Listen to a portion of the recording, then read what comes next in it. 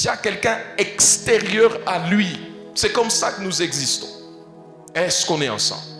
Mais après, la Bible répond à la question, cette troisième question, c'est comment est-ce que l'homme a répondu à ce plan de Dieu?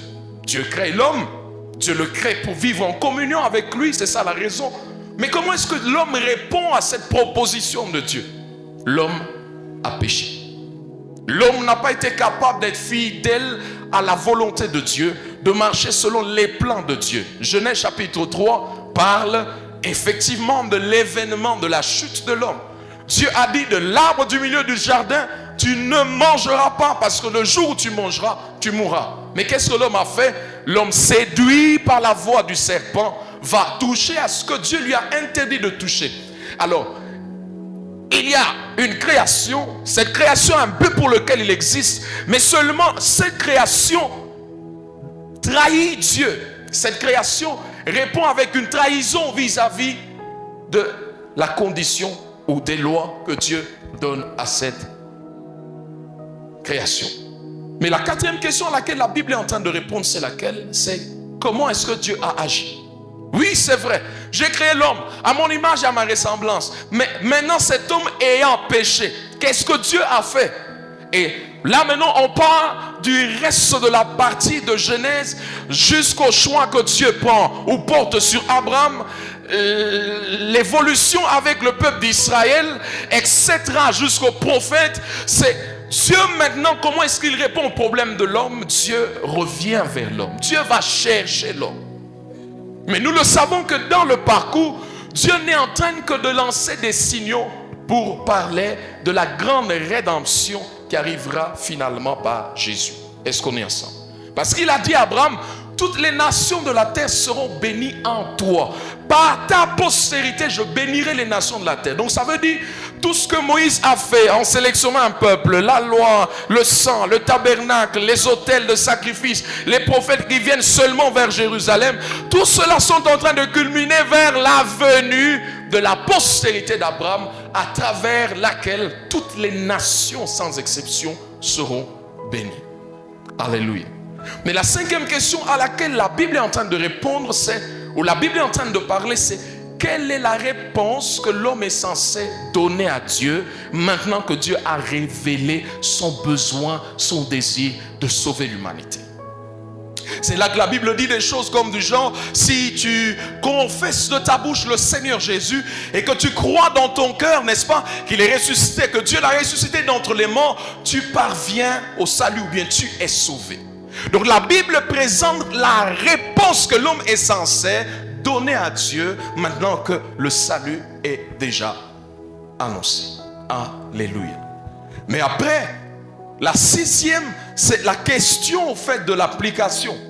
C'est la question qui t'est posée à toi et à moi.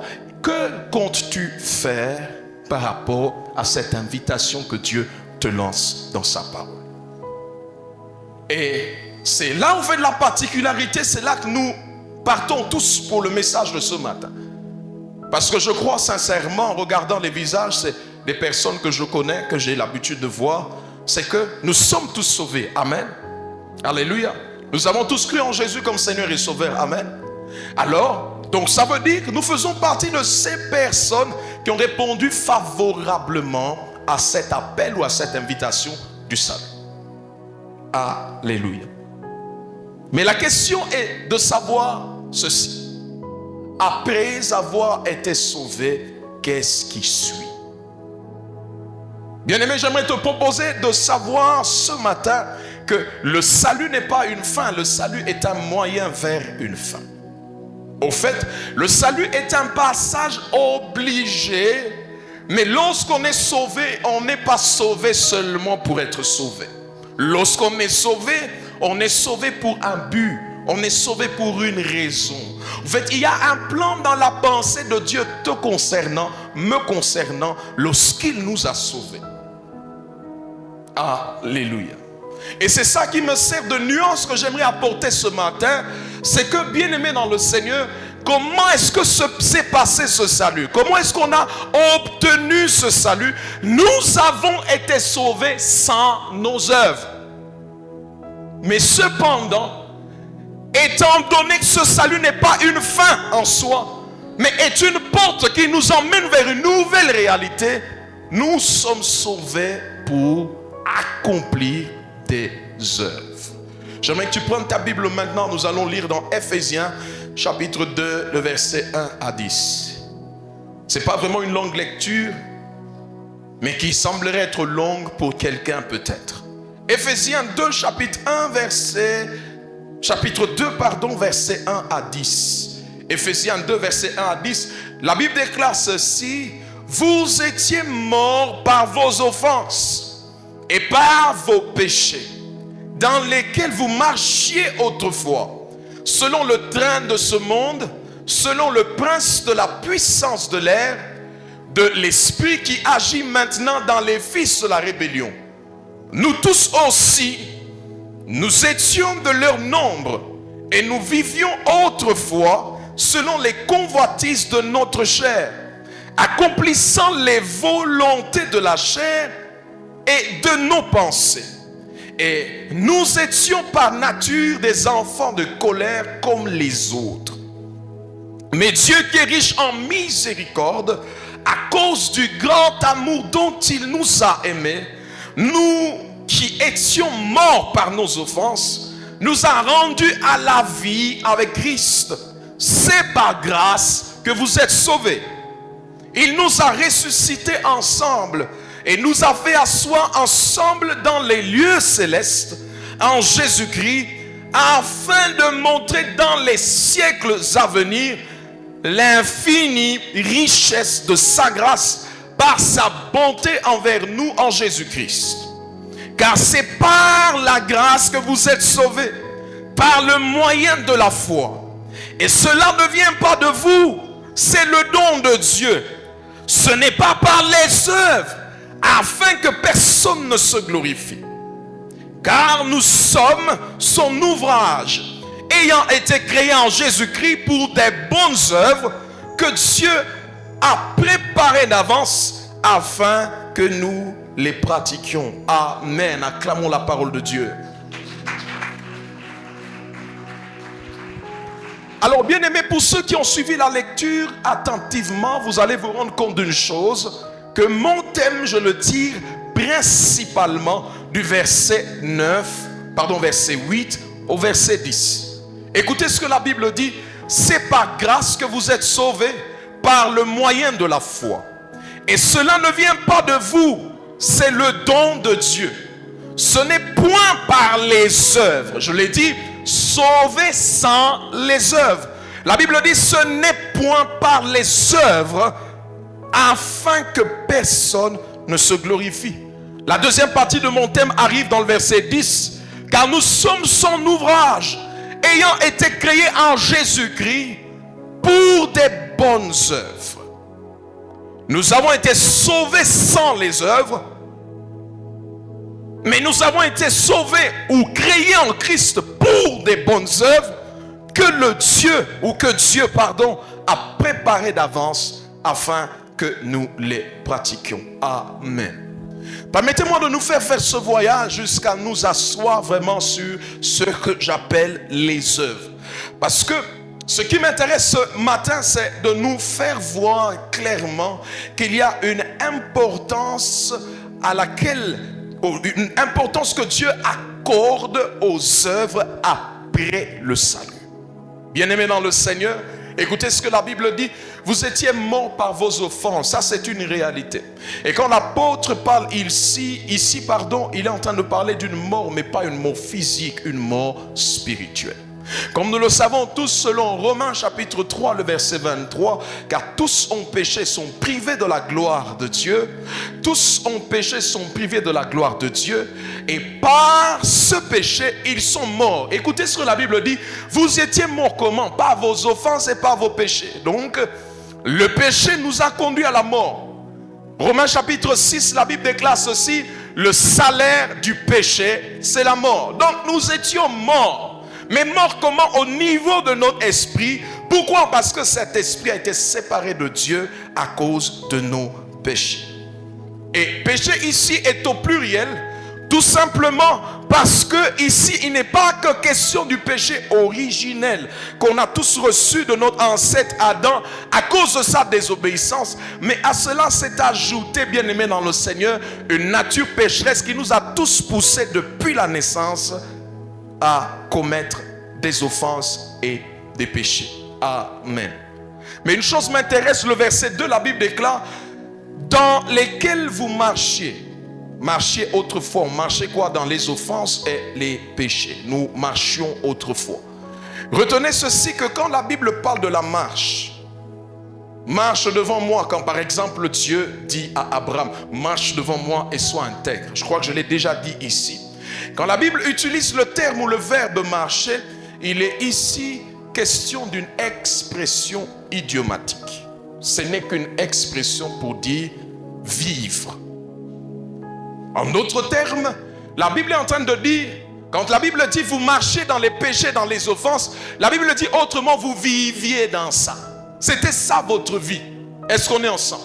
Quand la Bible parle de marcher, il parle de la conduite. Comment est-ce qu'on se conduisait? Notre style de vie.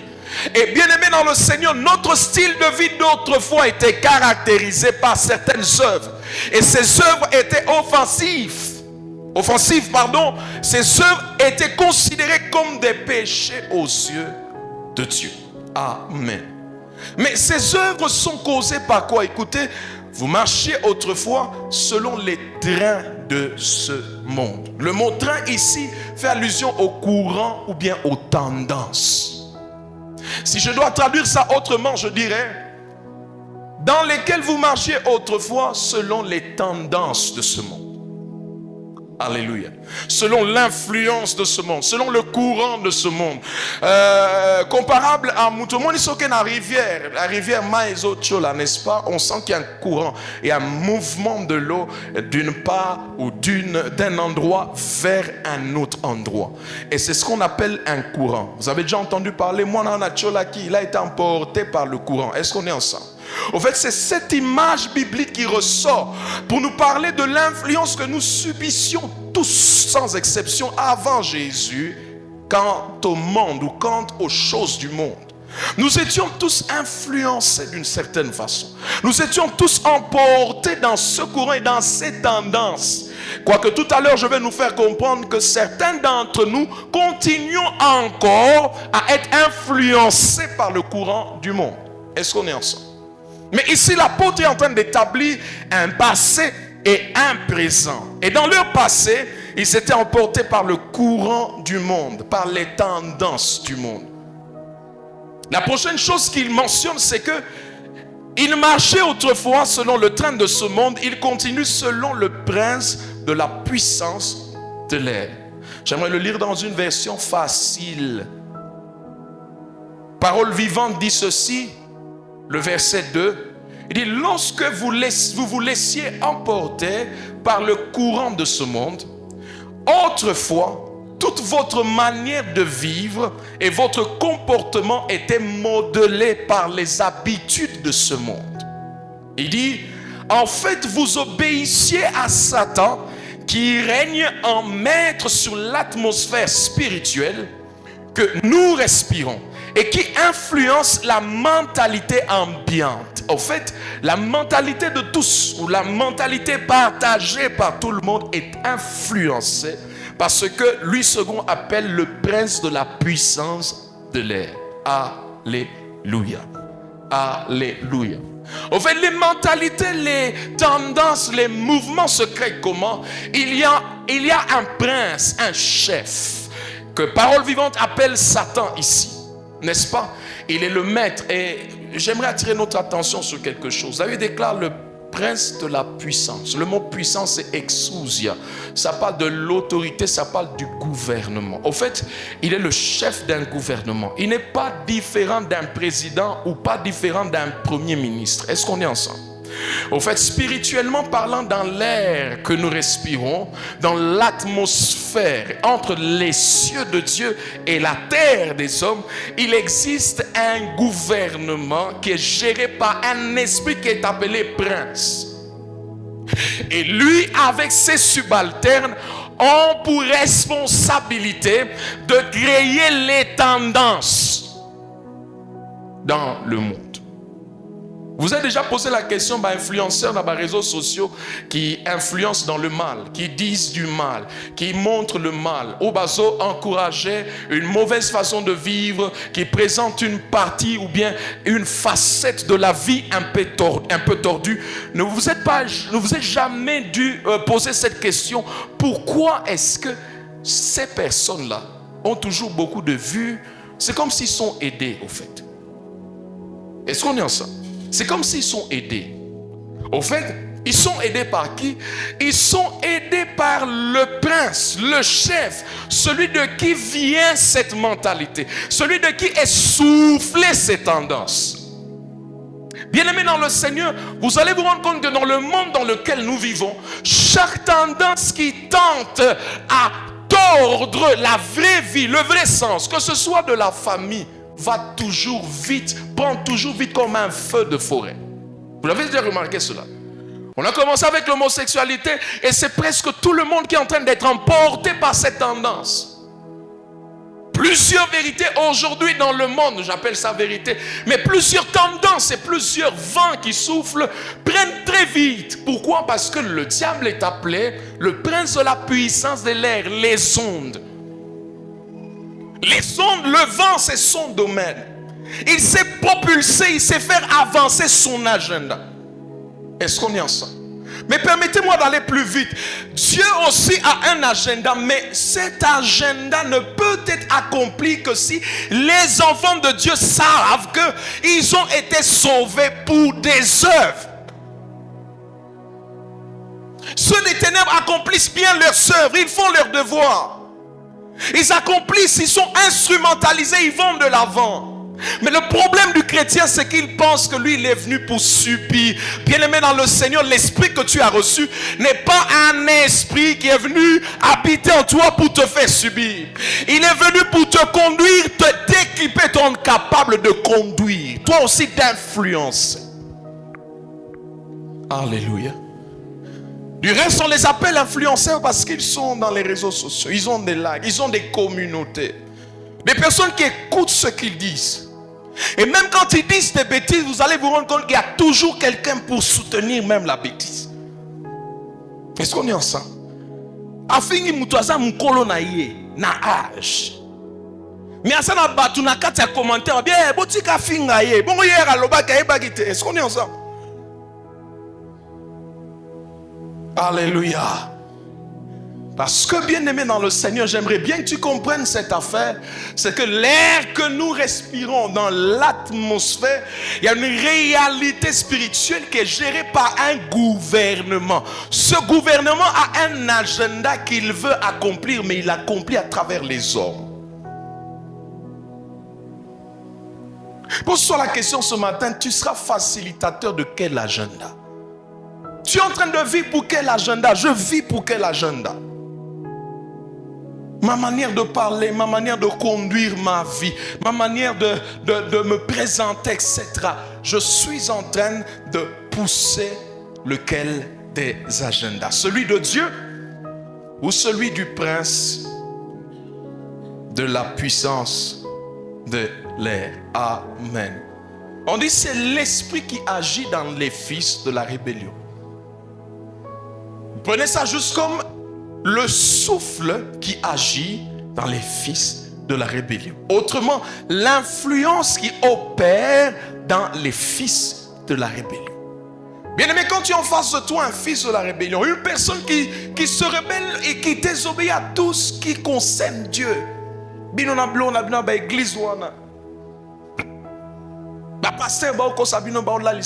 Bien-aimé dans le Seigneur, dans toute ma Bible, quand j'ai lu Jésus-Christ qui vient, qui marche, qui se manifeste, qui œuvre dans la vie des gens, à aucun moment je n'ai vu Jésus-Christ endormir quelqu'un. Par contre, ceux qui étaient endormis, il est venu les réveiller. La Bible déclare ceci: réveille-toi, toi qui dors. Lève-toi d'entre les morts et Christ va faire quoi? Christ t'éclairera.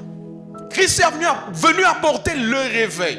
Le vrai évangile de Christ, lorsqu'il est prêché, il n'apporte pas le sommeil, il apporte le réveil, l'éveil spirituel. Est-ce qu'on est ensemble? Alléluia.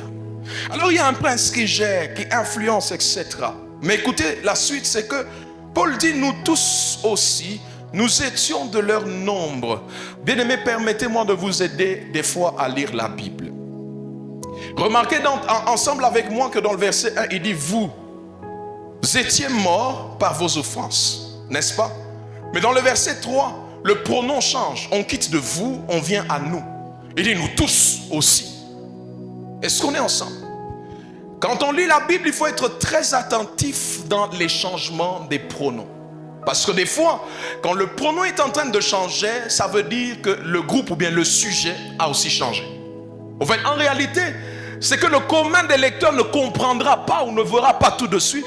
C'est qu'on a quitté de parler des Éphésiens, on a commencé à parler d'un groupe dans lequel Paul est aussi inclus, les Juifs. Paul essaie d'établir ceci. Vous étiez morts par vos offenses, mais en réalité, vous n'êtes pas différents de nous les Juifs, parce que nous aussi, nous étions dans votre nom. Parce que nous aussi à une époque nous marchions malgré la loi, malgré la circoncision, nous n'étions pas différents les uns des autres. Il explique, il dit ceci, nous étions de leur nombre. Il continue, nous vivions autrefois selon la convoitise de notre chair, malgré la loi, malgré la circoncision, accomplissant la volonté de la chair et de nos pensées. Et nous étions par nature des enfants, écoutez, de la colère comme les autres. Cela confirme ce que Paul avait déjà dit dans le livre de Romains, n'est-ce pas? Que toute la création est sous l'empire du péché. Personne n'est bon. Alléluia. Tous sont péchés. Mais la différence, le point de démarcation vient quand Christ vient sauver l'homme. Alléluia. Quand Christ entre dans l'équation, c'est que nous quittons de autrefois, dans le passé, nous vivions, nous commençons une nouvelle vie ensemble avec Christ. Amen. La Bible déclare, mais Dieu qui est riche en miséricorde, ça me rappelle une déclaration de Jésus, de Dieu, quand il s'est présenté à Moïse, il lui a dit, l'Éternel Dieu, il est miséricordieux, bon, n'est-ce pas? Il dit qu'il est lent à la colère, il est riche en bonté. Amen. Riche en bonté, lent à la colère. L'Éternel s'est présenté comme miséricordieux. Et Paul nous fait comprendre que c'est le même Dieu qui s'est manifesté ou bien qui a parlé à Moïse, au fait, qui revient dans la nouvelle création, dans l'accomplissement de la promesse qu'il a donnée pour manifester la richesse de sa miséricorde. Il dit à cause du grand amour dont il nous a aimés. Jean 3, 16, car Dieu a tant aimé le monde. 1 Jean 3, verset 1, voyez quel amour Dieu a témoigné afin que nous puissions appeler enfants de Dieu. Paul parle d'un grand amour. Jean parle de tant aimer le monde. Et il dit dans 1 Jean, il dit à quel point Dieu nous a aimés et a témoigné cet amour pour que nous soyons appelés ses enfants. Alléluia. Bien-aimé dans le Seigneur, le fait que tu sois venu en Christ, que tu sois sauvé, c'est la démonstration de la miséricorde de Dieu et de son grand amour envers toi. Il dit, nous étions morts par nos offenses, mais Dieu nous a rendus à la vie avec Christ. C'est par grâce que vous êtes sauvés. Je vais courir maintenant. Le verset 8 dit ceci, c'est par grâce que vous êtes sauvés par le moyen de la foi. Cela ne vient pas de vous. Bien-aimé, le salut ne vient pas de toi. Le salut ne vient pas de moi. Il n'y a personne dans ce monde qui peut être sauvé par ses efforts. Et ça n'a pas mon côté qui peut t'octroyer le salut de Dieu. Le salut ne vient pas de toi. Alors puisque le salut ne vient pas de nous, bien-aimés dans le Seigneur, celui de qui le salut vient, c'est lui qui détermine comment est-ce que les hommes obtiennent ce salut de sa main. Est-ce qu'on est ensemble? Alléluia. Alléluia. Imaginez-toi, gré société naïe, gré entreprise naïe. C'est à lui de dicter les règles. C'est à lui d'établir les lignes de conduite. Ici, on fait quoi? On vient à quelle heure? Lundi, on s'habille comment? Etc. Bien-aimé, puisque le salut vient de Dieu, Dieu établit comment est-ce que nous recevons ce salut. Et il dit, c'est par la foi. C'est par la grâce, pardon, au moyen de la foi. Sans la grâce, il n'y a pas de salut. Sans la foi, il n'y a pas de salut. Le salut existe à cause de sa grâce manifestée. Mais le salut est obtenu à cause de la foi démontrée. Est-ce que je peux avoir ton attention? Est-ce que je peux avoir ton attention? Le salut existe à cause de la grâce de Dieu manifestée. La Bible dit dans Tite, la grâce de Dieu, source de salut pour tous les hommes, est apparue, ou bien s'est manifestée. C'est par grâce que le salut est manifesté. Mais c'est par la foi que le salut est obtenu. Impossible d'obtenir ce qui est donné par grâce par un autre moyen si ce n'est par la foi. Est-ce qu'on est ensemble? Bien-aimé, tu n'es pas sauvé à cause des œuvres. Tu n'es pas sauvé parce que maman prie beaucoup. Tu n'es pas sauvé parce que mon église est en famille chrétienne. Très souvent, moi je le sais par expérience, nous autres on est nés dans la chrétienté. Mais il est arrivé un temps où j'ai rencontré Dieu personnellement. C'est le jour où j'ai été sauvé. Est-ce qu'on est ensemble? Parents, s'il vous plaît, priez tous les jours. C'est vrai, tu emmènes l'enfant à l'église tous les jours. Quand toi tu es à l'église, l'enfant est aussi à l'église. Mais priez que cette expérience personnelle que vous avez eue avec Dieu, que vos enfants l'aient aussi. Je sais de quoi je parle. Est-ce qu'on est ensemble? Les choses changent vraiment lorsque eux ont rencontré Dieu. Et ce peu importe l'âge auquel ils rencontrent Dieu. Ça peut être 11 ans, ça peut être 9 ans, ça peut être 8 ans, ça peut être 15 ans. Mais c'est cette expérience personnelle lorsque l'homme maintenant consciemment donne sa foi ou reçoit Jésus, reçoit son salut avec foi. C'est en ce moment-là qu'on est sauvé. Alléluia. Et ce n'est pas un mérite, ce n'est pas un salaire. Puisque c'est par la foi, ce n'est pas par les œuvres. Est-ce qu'on est ensemble? Alléluia. Donc le salut, ne vient pas de nous. Est-ce que tu peux dire que ça ne vient pas de nous? Amen. Deuxièmement, c'est un don de Dieu. Un don, on ne travaille pas pour ça. Ceux qui reçoivent les dons dans les orphelinats n'ont pas travaillé pour ça. Ceux qui nous demandent de l'argent dans les rues, quand on fait l'aumône, quand on donne aux pauvres, ils n'ont pas travaillé pour ça. Nous avons travaillé pour ça. Et par miséricorde, qu'est-ce que nous faisons? Nous donnons. Est-ce qu'on est ensemble? Parce que la miséricorde, c'est quoi? C'est une bonté qui est démontrée vis-à-vis d'un misérable. Est-ce qu'on est ensemble? C'est cette bonté de cœur, cette bonne volonté que nous démontrons vis-à-vis de quelqu'un qui est démuni. Et cela vient avec un désir de vouloir les aider. C'est ça la miséricorde. Et Christ a fait la même chose. Dieu a fait la même chose pour nous. Nous étions faibles, nous étions pécheurs, nous étions méchants. Et c'est dans cet état-là qu'il a choisi de mourir à la croix pour nous, afin que nous soyons sauvés. Et tout ce que nous faisons, c'est que nous acceptons ce don. Un peu comme un indigent en chemin, un peu comme un orphelin à l'orphelinat. Nous acceptons cela. Et dans l'orphelinat, des fois, on organise toute une cérémonie. Et les orphelins sont en train de danser devant la personne qui a emmené les dons. Alléluia. Ça vous rappelle quoi? Moi, ça me rappelle toute cette célébration et cette adoration que nous donnons à Dieu. Parce que nous reconnaissons son bon cœur vis-à-vis de nous. Est-ce qu'on est ensemble? Ils sont en train de danser pour celui qui a emmené. Donc bref, bien aimé dans le Seigneur, ce salut dont il est question ici, nous n'avons pas travaillé pour ça. Mais le verset 10 est intéressant. C'est que quand bien même que nous n'avons pas travaillé pour ça, ce salut reçu viendra avec des exigences. Ces exigences, on les appelle les œuvres. Et dans le contexte, c'est bien qualifié les bonnes œuvres. Quelqu'un peut dire les bonnes œuvres. Quelqu'un peut dire plus fort les bonnes œuvres. Plus fort les bonnes œuvres. Alléluia.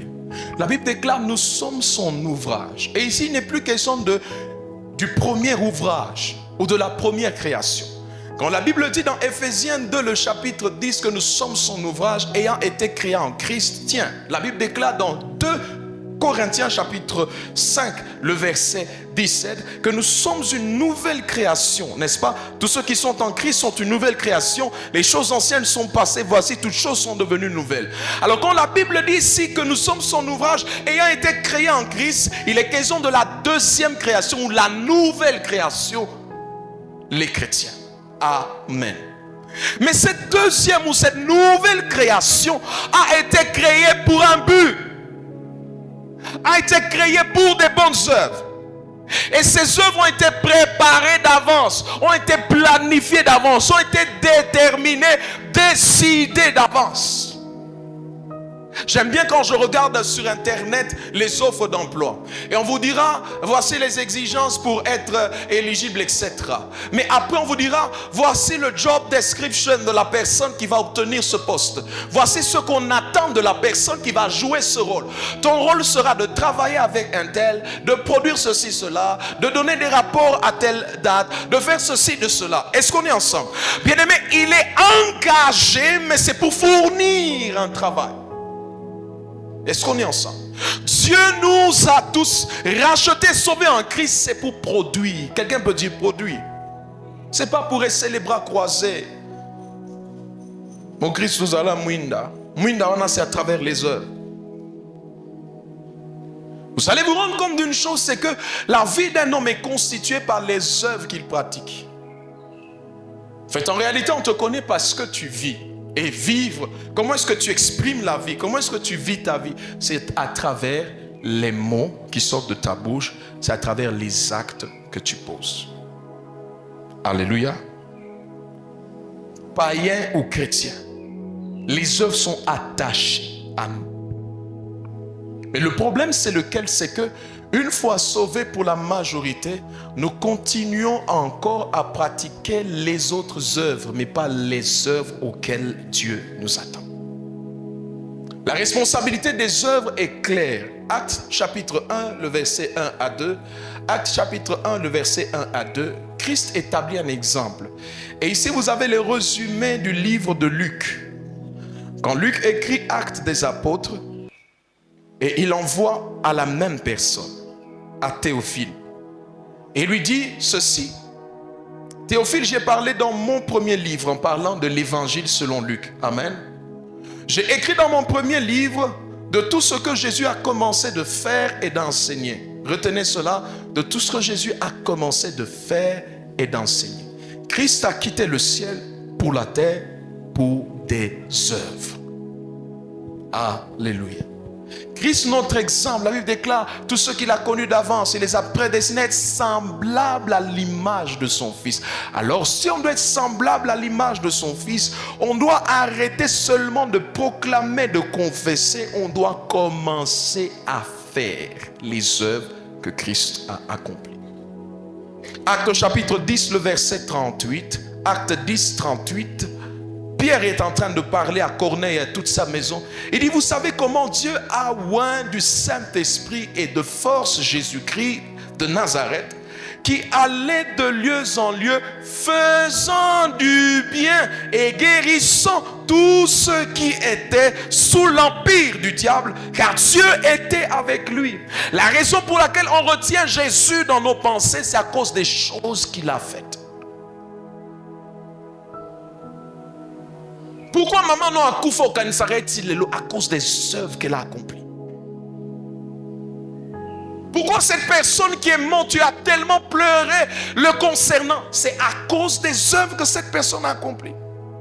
Nous existons et notre vie ne peut pas être séparée des œuvres. Mais la question est de savoir quelles œuvres nous sommes en train de pratiquer, de présenter. Est-ce qu'on est ensemble? Alléluia. Alléluia. Jean chapitre 14, le verset 12. Jésus-Christ maintenant quitte de lui et il va vers nous. Il dit, en vérité, je vous le dis, celui qui croit en moi fera aussi les œuvres que je fais et il en fera des plus grandes parce que je m'en vais au Père. Donc quand Christ s'arrête de travailler sur la terre et qu'il rentre au Père, pose-moi la question, c'est qui doit continuer à travailler? C'est qui? C'est toi et moi. C'est son église qui est son corps ici sur la terre en ce moment. Les œuvres qu'il a faites, nous devons continuer à les pratiquer, à les démontrer au quotidien. Alléluia. Jean chapitre 10, le verset 32, la Bible déclare, Jésus leur dit, je vous ai fait plusieurs bonnes œuvres. Je vous ai fait voir plusieurs bonnes œuvres venant de mon Père, pour laquelle me lapidez-vous. Donc Jésus-Christ, sa vie était résumée par les œuvres qu'il accomplissait. Amen. Amen. Bien-aimés, il est important de savoir que nous existons pour porter des fruits. Quand je parle de porter des fruits, je parle d'accomplir des œuvres. Jean chapitre 15, le verset 16, Jésus-Christ dit, ce n'est pas vous qui m'avez choisi, mais c'est moi qui vous ai choisi. Mais ça ne s'arrête pas là.